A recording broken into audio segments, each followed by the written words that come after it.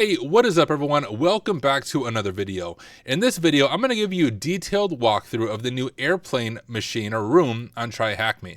Now, to be upfront, usually when I go into rooms on TryHackMe or Hack the Box or even Pwn Labs, I go into them completely blind. I don't prep ahead of time, and I share with you my full thought process, my methodology, my frustrations, my successes, my failures. That's generally how I make about 99% of my videos.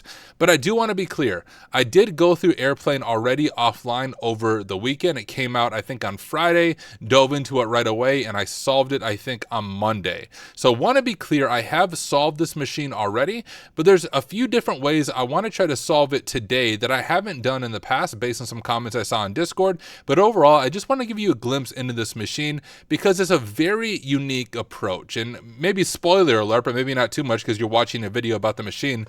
But the initial access is super interesting. There's a web server that's vulnerable to LFI, or local file inclusion, and you have to use local file inclusion to identify the service running on a mystery port on the machine. There's a port that's running, you can see with Nmap, it will say the port is open, but no matter what enumeration scripts you try to throw at this port, nothing comes back. And with the LFI itself, we can't read anything sensitive enough that would give us initial access. Like SSH is on the machine, but the users don't have an ID RSA file or anything like that in their folder. There's an app.py as well that you can try to read, but there's nothing sensitive there. So I was in this rabbit hole for a very long time. I want to shout out to my friend Nefos.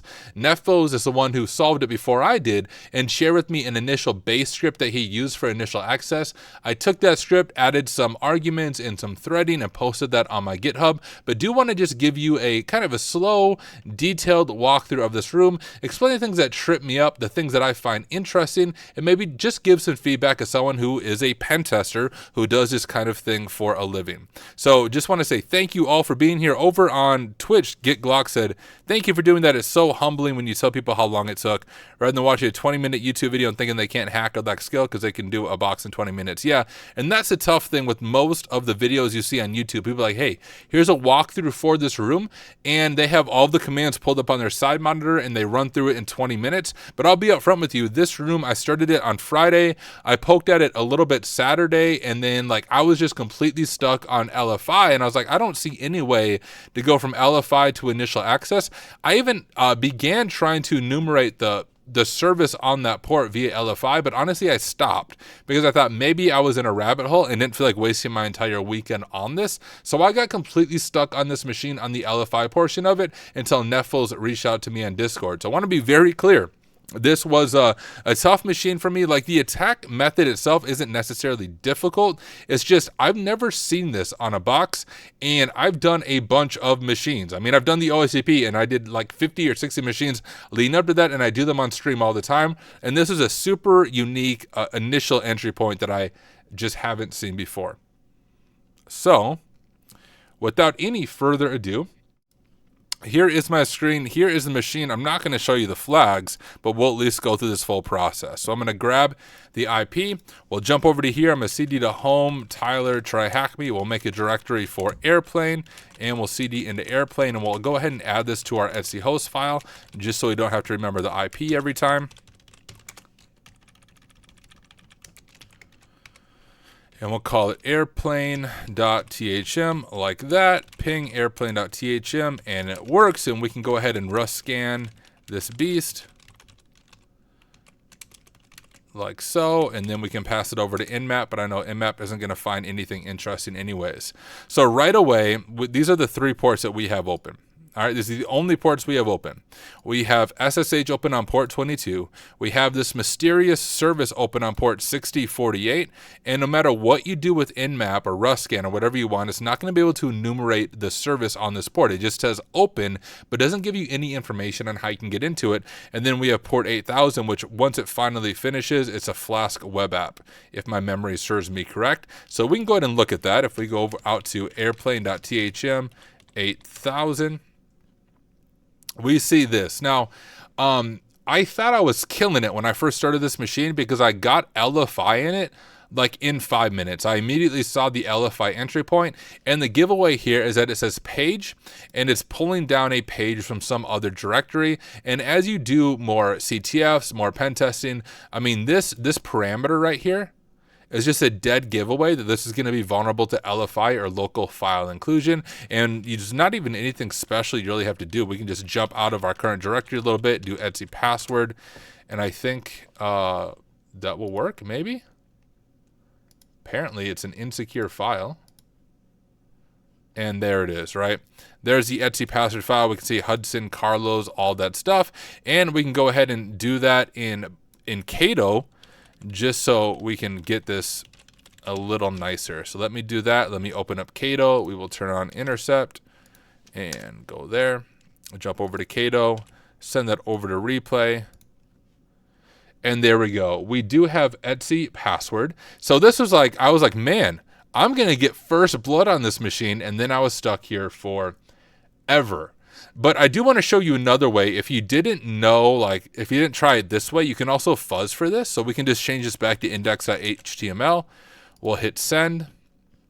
And there's our index.html. Now, if you want to fuzz for this in Cato, the nice thing, once again, is unlike Burp Suite Community Edition, you're not rate limited on what they call automate. I'm going to go ahead and turn off intercept here. Automate is sort of like Cato's equivalent of intruder. So we can do Control-M, and that sends us over to automate. And then we just need to mark our entry point. So we can say, hey, here's the page that we want to mark. And now we need to grab, I don't think I have one here. Oh, I do. So I have an LFI list right here. I think from a previous machine I did. But if you do not have an LFI list included here, super simple, download a list. Like if you go out to Google and just type GitHub LFI, I think Jadix was the one that I used here in SecList. You can just download this locally to your machine. And then within Cato, if you go down to files here, you just browse and you upload the file, and then you can use it in automate attacks. You can also switch it over to a simple list and copy and paste here. But for those larger files, by and far, you want to actually upload the file and do it that way. So we'll go over to hosted file. I'll change this to my LFI list right here. Preprocessors, we don't have to worry about anything. Settings, we can like yellow this beast and give it like 50 workers if my numlock would turn on. And this would be another way that you'd be able to fuzz and discover this LFI. So let's just give this a shot and see how long it goes. Should go pretty quickly. Once again, if you're doing the equivalent Burp Suite Community Edition, you're probably at request number 10 because of the rate limiting. But look, we just did 900 requests, and what was that? 5 seconds maybe.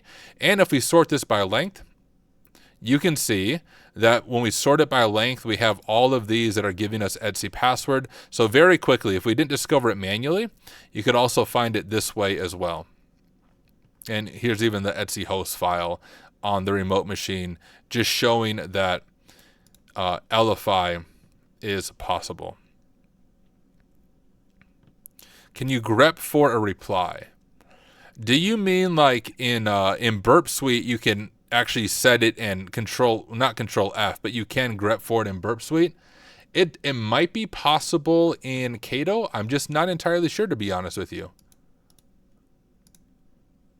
That isn't really, yeah, it doesn't do anything that we want. I'm not sure. If not, we should do that as a feature request. Cato devs are super responsive. I think I know what you're talking about, GitGlock, because I use it on Burp Suite when I look, for example, I want to see, let's say, response in the response. I can actually flag it so all the ones that have that in the response, it comes up, or root or something. I don't know how to do that in Cato. Don't know if it's possible, but I think I know what you're talking about. But let's jump back over to replay. We know that we have file read here. So here is my initial thought process.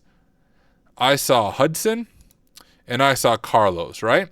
And I knew SSH is alive on the machine. And usually when SSH is alive, at least maybe we have access to one of those folders and we can read their private key. So here's what I tried initially, right away. I was like, sweet, I'm going to get initial access to this machine, no problem. This would work on like most of the CTF. So if we start with Carlos, we can do home, Carlos, SSH, ID, RSA. All right? And I was like, what? Page not found. Are you joking me? And, oh, did I lose my etc password? Well, the other person's Hudson, so let me just jump over to Hudson. Like that. And same thing. I'm not getting anything. Who's texting me? Oh, it's Google Photos texting me. Thanks, Google Photos. Appreciate the message. So there's that. Nothing there. But the other thing I discovered is if we back out one directory, We can read app.py. I think it's one directory. I'm going off memory. Yes. So here's app.py as a Flask app. And sometimes in different CTFs or even the real world, if you can read app.py, you'll be able to get to some sensitive information. There might be a secret here that's used to sign cookies or something along those lines. But in this app.py, it doesn't really tell us anything interesting.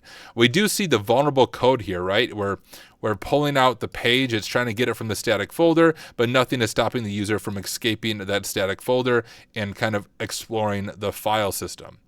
So that's when I was like, okay, interesting. The closest I really got, well, I started doing some, I'll call it GPTing, because I was outside of my element. Let me just make sure I'm back to Etsy password.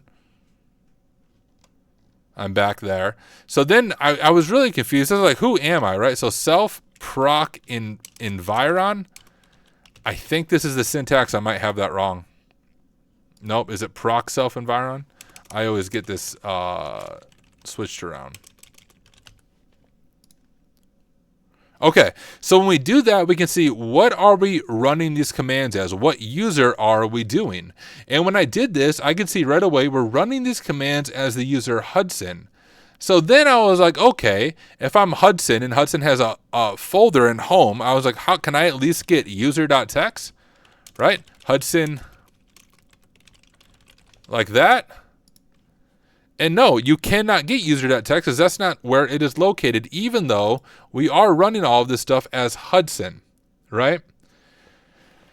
So this is where I was kind of lost. This is when I went down the deep rabbit hole where I was trying to brute force PIDs, which is actually one of the ways to do this. And I eventually found a service that was running once again with Neffel's help. But this is where I was stuck at. I was like, how do I get initial? I have LFI. How do I not have initial access to the machine? Oh, Neffel is here. Didn't realize you were streaming as a message only just arrived. Well, sweet Neffels, welcome, my friend. Have shouted you out a couple of times. I'm just showcasing the airplane machine and my methodology and why I honestly got stuck on it. Looking over at YouTube, Poplu said, I was trying this yesterday, gave up hope after 3 hours. Hey, it's all part of the game, my friend. I gave up hope as well, so it's all good. Atomic Samurai said, I had a lot of libraries issues while trying to install Cato on Kali Linux. Does Tyler have experience with that? I don't have any experience with that, but the Cato developers are super responsive. There's probably some weird app thing that some libraries that are out of date. You need to update stuff. It could be a lot of things, but the Cato developers are super responsive. If you just go to cato.io, hit the Discord button, jump on Discord and ask there. People with more experience than me might be able to help you out with the Cato issue, but I've never had any issues installing Cato on multiple instances of Kali. Poplu said, how do you know it was a Flask app? You would know it was a Flask app as basically this right here, this Python and work Zug or whatever it is a pretty clear indicator that it is a Flask app would be one way to be able to detect it. And you just get that by running nmap on it. But if we jump back here, I do want to show you guys, like I said before, no matter what you run against port 6048, it's nothing, right? Like it does not help you. It does not give you any information. It is not X11. I even went down a big rabbit hole where I was reading logs on X11. The other thing I did when I had LFI is one methodology when you get LFI on a machine and you can read logs, so even like authentication logs, you might be able to do log poisoning and get RCE that way. And I spent way too long trying to get log poisoning on a bunch of different things, including like X11. I could read the X11 logs, which is like a GUI. I could read the logs, but I couldn't figure out how to poison them. So like truly, I was in a deep rabbit hole trying to figure out how the heck do I get access into this machine. Now, the one thing that I ended up doing once again with Neffel's help is if we go out to my GitHub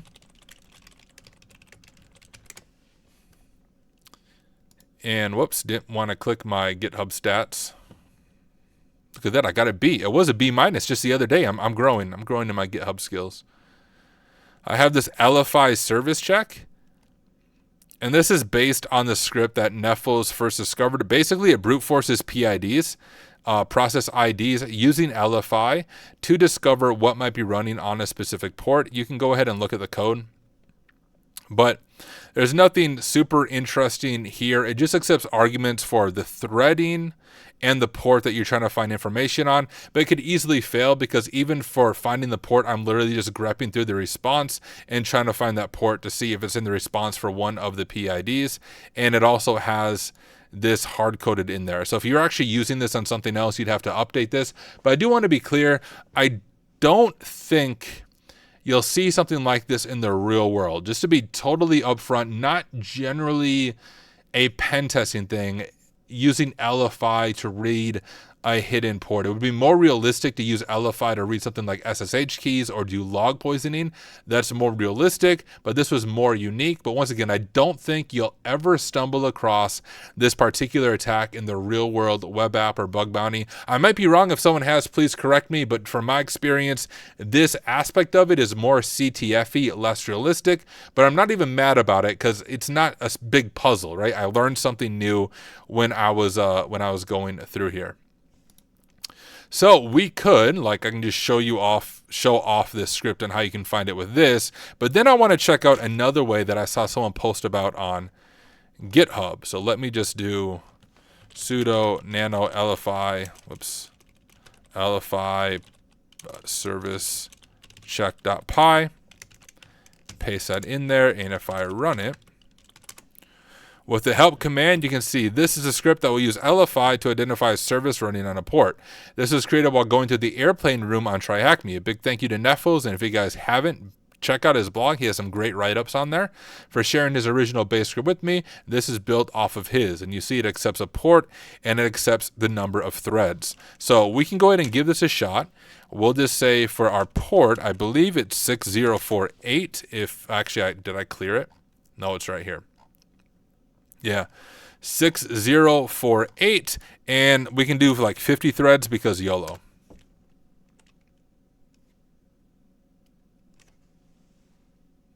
And there we go. We find it right there. I just closed out of it, but the service running on port 6048 is the GBD server 6048. And actually, if you go to GDB server rather on Hacktricks,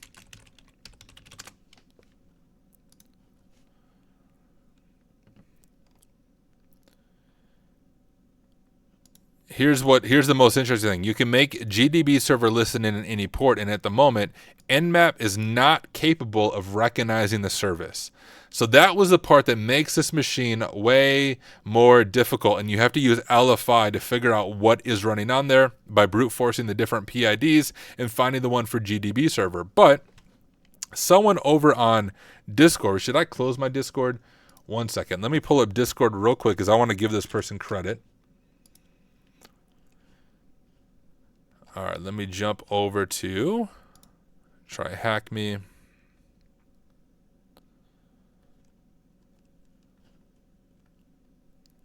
All right, so here is Discord, and this is what OmniGod said, and I haven't actually tested this myself, but he said, actually, there is no need to brute force PIDs.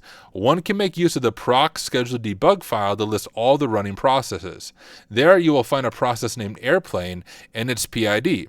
Then using its PID, proc PID stat, you will find the PID of the parent process. Then, finally, by making use of the proc ppid command line, you can find out what's running on that strange port. I think I track what he's saying, so I just wanted, although I have my script that finds this in literally seconds, I wanted to check out if I could understand his method that he's posting about here in Discord.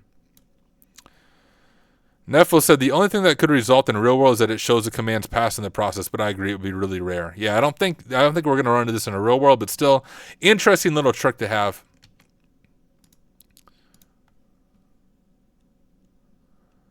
Okay. So he said to list all the running processes, and he said you'll find a process named airplane. I see. So here's our running processes. Can I control F? So there's airplane right there. All right, process 57, I think. I'm going to go ahead and send this over to repeater. Oops, again. There we go. And so that was 557, I believe. He says, so there you will find a process named airplane in its PID, which is that right there, I believe. Then using its PID, proc PID stat, you'll find the PID of the parent process. So proc 557 stat, like that. Okay. You'll find the PID of the parent process. Then finally, by making use of proc ppid command line, you can find out what's running on that strange port. This is how much my looking at Linux processes skills suck. Is the 523 the parent process ID? I think. Let's just try it. If I do 523, and we'll change this to command line. Oh, interesting. So that would have worked as well. So big shout out. Let me pull that back over here. Big shout out to OmniGods here for showing that alternative way of getting the process ID instead of brute forcing. There's a little more methodological way of doing that by listing all the running processes. We then use the PID to find the PID of the parent process. Then we make use of the command line to read what's running on that strange port. Very interesting. So a few different ways that you're able to solve that. And once again, that shows us that running on 6048 is GDB server. With that information, there's a few different ways you can do this. So you can do it manually right here. Maybe I can even show both of these. But one way to do it really quickly is Metasploit. So I first did it manually when I got initial access to it, and then I broke my initial access and then had some very weird issues, so then I just Metasploited my way in. But I know some of you are studying for the OSCP and you're only allowed to use the Metasploit once on the exam, where you have one attempt at it. So I'll show you how to do it manually first, but really this covers it pretty well. So first we will grab this to make our payload. I'll jump over to here, and we will go ahead and make a payload here. We'll call it 1337 because that's what a real hacker would do. And we are on 10.13.46.224. And I always like to name my shells based on the port when I'm doing a CTF or anything, so I remember what port it was on. So we'll call it shell 1337.elf for our Linux executable. Give it just a second. We'll make it executable like so. And gdb binary.elf, which I need to install, I think. So sudo apt install gdb. I don't think that will take too long. Hopefully my repos are updated so I don't have to try to update my VM while on stream. I did just update things recently, so we should be good. Then we all stare at the screen while it does the update. Get Glock said not real world at all. Yeah, I agree. Not real world. And generally, guys, I don't like the CTFs that aren't realistic. But this one I don't mind. Like it's not realistic, but it did teach me something quite interesting on what you can do with LFI that I honestly didn't even know was possible. All right. There we go. So now we have GDB installed, so we can do GDB shell like so. And now we just need to connect to our remote server. So target extended remote airplane.thm 6048. All right, and we are connected on it. And now I noticed something weird when trying to do this is it would finish the command when I wasn't ready to finish the command. So I learned to use Notepad to type out the command and just copy and paste it. So we are going to do remote put shell 1337.elf, and I think we'll have to put it here. Otherwise, we're going to run into issues with permission issues. We want to put it here. It is in our local machine, and on our target machine, we want to put it in the temp folder because we know we'll likely be able to write to that temp folder. Okay, so successfully put the file, and now we want to execute that file. So let's give this a shot. Set remote execute file temp shell 1337.elf. We'll get it ready, and we will go ahead and open up this as well, like so.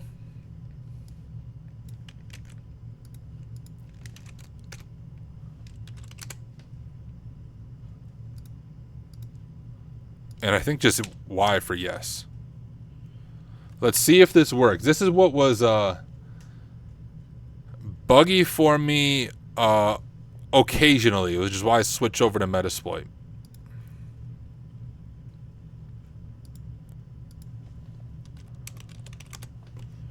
And there we go. We have initial access right there. And I'll also show you guys the Metasploit way of doing it. So that's the initial access manually. Looking over at chat, OP Kevin said OSCP versus CEH12, which cert? OSCP hands down. As much as I don't like OffSec, they're still a lot better than the CEH people, in my opinion. All right, so that's one way we can do our shell. We can exit out of there. And I'll exit out of here as well. Let's open up Metasploit.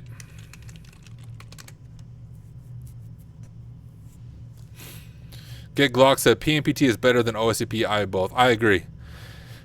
TCM Security is a much better organization than OffSec. The only plus side of OSCP is, like it or not, it still is the name recognition gold standard when it comes to pen testing, but it's very much a CTF, right? PNPT is a lot more realistic and real world. The OSCP is much more like, are you good at CTFs? And if so, you can pass it. From my experience. And I don't hate on the OSCP. Like some people hate on the OSCP because I couldn't pass it. I passed the OSCP on my first attempt in 8 hours. So I don't say that because I thought it was super hard. I say that because I just think it's not realistic now that I'm actually a pen tester. But here we go. We're in Metasploit. We can search for GDB server. And there's a exploit right here. So we can do use 0. Let's look at the options that we have like so. And we can set XE to spawn, blah, blah. We don't need to worry about that. Let's set our host to airplane.thm. Let's set our port to 6048. Let's set our L host to our IP 224, and L port of 444 is fine. We might run into issues here. Yup. And the reason I think is we need to update our payload information, right? So we want to use, we can just use this. We don't even need to Metasploit one. Let's do this. Set payload to such. We just need to get the right architecture for the payload. And we have a command shell opened. Right, and we can see that we are Hudson. We can stabilize the shell a little bit, but I always forget the syntax.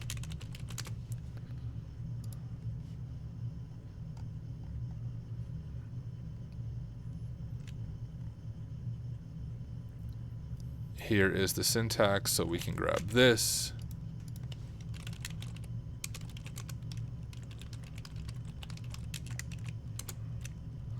All right, so it looks a little bit neater. And we can see we're in the opt directory, and we see the airplane application here. If we go over to home, LSLA, CD Hudson, we do not have user.txt. You can see our Flask app was running out of here. Right, we have our app.py, static, templates, all of those things. You can see our SSH folder. And whoops, one trick we can do now that we have at least initial access is if we CD to SSH, we can touch a folder and we'll call it authorized keys. And then we can jump over to our machine and we can cat home Tyler SSH .pub. Right, I can grab my public key now. And I can echo my public key into authorized keys. And it's there, and now we should be able to SSH as Hudson.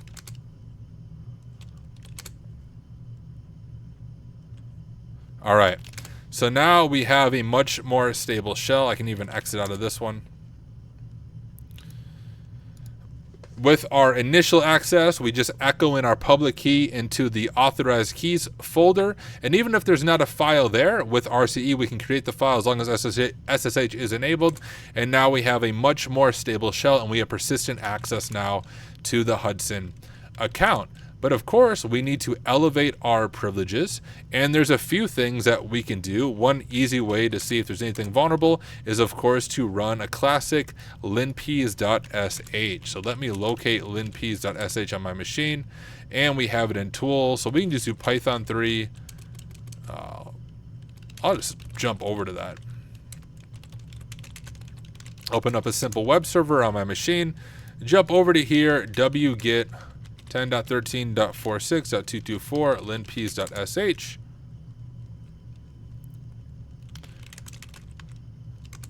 All right, and then run it. Give this just a second to run through. Jeffrey Allen said over on YouTube, Tyler, do you have a CCSP? Do you mean Certified Cloud Security Professional? I do have the CCSP. I have this cert. And a bunch of other certs. I have this one. I do not have the CISP because that's more for blue team and I'm a pen tester. But I do have the CCSP. Although it's probably expired now. Like, guys, certs are such a scam half the time. Even ISC Square, right? I have this. It's probably expired because there's these annual maintenance fees, right, of $125. And I know ISC Squared was always doing the ISC Squared like cybersecurity cert, like the basic cybersecurity cert, certified in cybersecurity.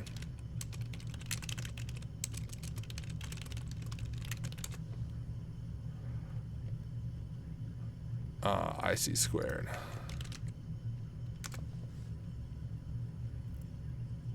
So like you have this annual fee of $50. So in my opinion, a lot of these certification companies such as ISC Squared, and if they take away my cert for saying this, I don't care, is like they get as many people as possible to take their exam. Because I think this was a free exam, right? Certified in cybersecurity is free. They got all these people and all these YouTubers and all these influencers to make these videos telling people, hey, you need to get this certified in cybersecurity cert because it's free. And this is what the influencers and everyone was saying, but you're hit with these freaking renewal fees all the time. It's just a way for ISC Squared to make money off of the community. So you will not find me telling you, you need this cert, you need this cert, you need this cert, because to be honest, as someone with a bunch of certs, I have all your main certs, most of them are a scam. It's just a way for these companies to make money with their stupid renewal fees. So as much as I don't like OffSec, I do very much appreciate OSCP and TCM security and organizations like that don't require a stupid renewal fee after you get the certification. Like, I have a bachelor's degree. I can't imagine getting my bachelor's degree and then like having to pay a freaking renewal fee constantly for my bachelor's degree to give the school more money. It is stupid. All right? Anyone disagree with me? Let me know your guys' thoughts. Unfortunately, some of them are a necessary evil to land the first job, but once you have a job and once you have experience in whatever field you want, honestly, screw certs. Do the training for the cert if it's helpful, but don't even take the cert. You don't need it. Just learn, get experience. Don't pay the stupid renewal fees of these certs. Don't give those organizations more money. They don't need it. You need the money more than they do. All right, there's my rant. AZ Cowboy once said, can't you write that off in your taxes? I have no idea. I don't. You probably can, but I don't know. Anyways, if we scroll through our LinPeas results, we're just looking for anything that stands out to us, and one thing should stand out right here. So this is interesting. We have the suid bit set, which means we're able to run a command as another user. So the suid bit is set on the find command, but not as root like you would normally see in Privesc, but it's set for the Carlos user. So we can run find as Carlos. So that's interesting, some interesting privilege escalation. If we jump over to this and we can just do GTFO bins, find, we want to find, and if the suid bit is set, we can do this to get a shell as whatever user our suid bit is set as. And here, user bin find is set for Carlos. So let me do user bin, and I'll copy. Oh, I think this might just work just like that. Let's give that a shot.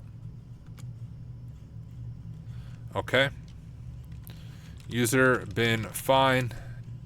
There. Exec bin shp quit. And now we are the Carlos user. So cd to home Carlos. We can cd to ssh. We can touch authorized. Whoops. Touch authorized keys. Cat home Tyler ssh. .pub. Grab my public key. Echo my public key into the authorized keys file for Carlos, and then ssh Carlos at airplane.thm. Don't think that worked. I shouldn't get a password prompt. We do have my authorized key there. Did I spell anything wrong? Unless it's just going to require password authentication. I could have swore when I did this myself, this worked.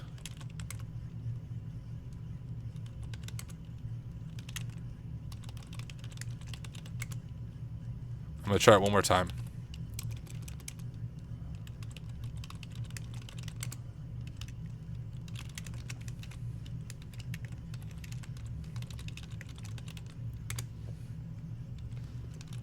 I'm Carlos, right?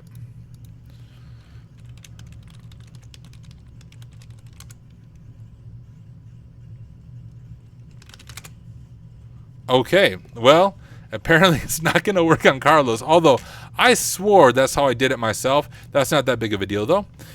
We can go ahead and let's stabilize our shell again.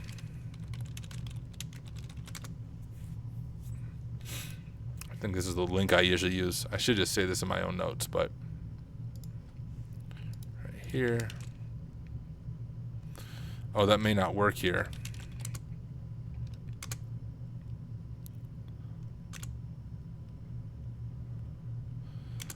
Oh, because am I still? So I'm just as Carlos in the find shell. Oh, is it permissions AZ Cowboy 1 for authorized keys? I just did this though. Oh, look. It's doing it as Hudson. You're right. I think it is a permission issue because I'm executing these commands in this weird find shell. So although I am Carlos, if I do ID, I bet it's Hudson, yeah. But then this weird ID is Carlos. We do need to update the permissions here. Is this right?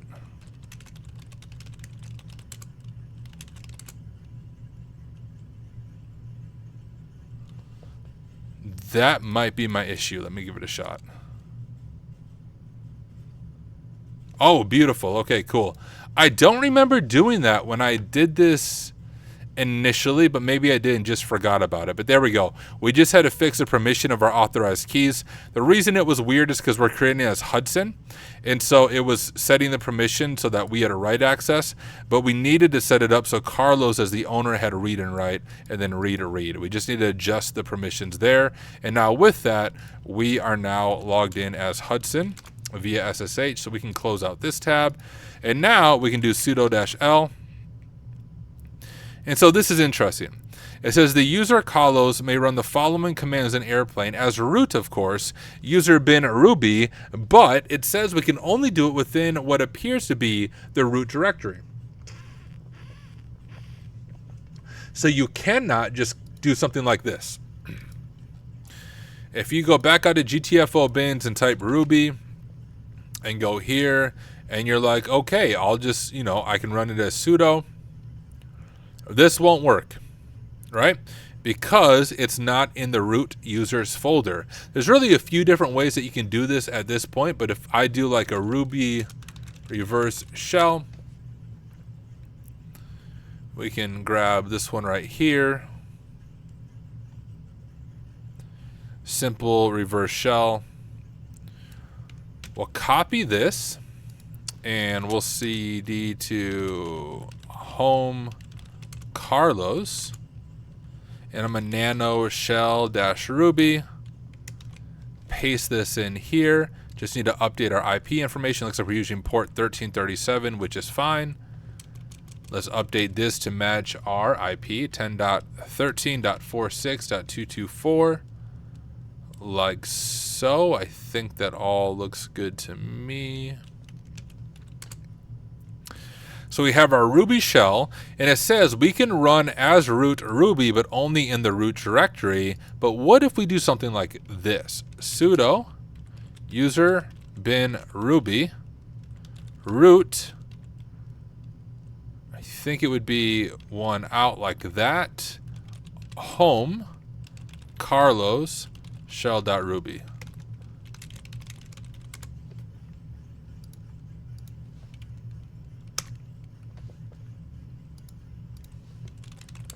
And there we are as root. And there is the root.txt flag. I'll let you do that on your own. I'm not going to show you the flag itself, but now I showed you the full process on how to get the flag. So overall, although this machine isn't realistic, like you're not going to run into this particular attack in the real world, and you're probably not going to run into like things like a suid bit being set for just a standard user that you can then run fine as that user to get a shell. Like not realistic in that way, but it still teaches some unique methods of initial access, some unique troubleshooting, figuring out different things, which even if the machine isn't super realistic, the troubleshooting and skills you learn along the way are helpful. They will help you in actual pen testing or blue team to defend against these unique attacks, with LFI being an initial entry point.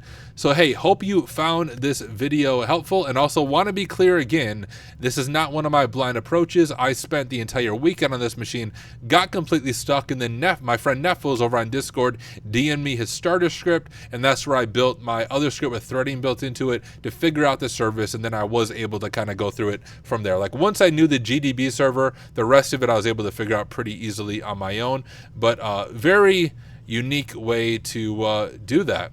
So hey, want to thank you all for watching, and I will see you in the next one.